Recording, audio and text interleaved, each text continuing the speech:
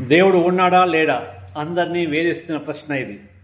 కొన్ని వందలాది సంవత్సరాల నుండి వేలాది సంవత్సరాల నుండి ఉన్నాడు అని వాదించేవారు కొందరు, లేదని వాదించేవాళ్ళు కొందరు. ఉన్నారని వాదించే వాళ్ళు కూడా మళ్ళీ ఎన్నో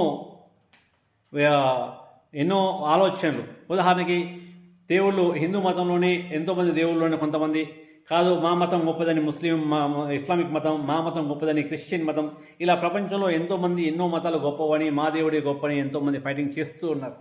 కానీ మీరు దేవుడిని చూసారా, మీరు అనుకున్న దేవుడిని చూసారా అని ఎవరిని అడిగినా కూడా వాళ్ళ సమాధానం లేదు, చూడలేదు అని చెప్తూ ఉంటారు. జస్ట్ కేవలం విశ్వాసం మాత్రమే. కానీ నేను నమ్మిన దేవుడిని నేను చూశాను, దేవుడిని ప్రార్థించాను, దేవుడు ప్రతిరోజు కనబడుతుంటాడు. ఆ దేవుడు ఎవరో కాదు, సూర్యుడు కనబడుతున్నాడు కదా.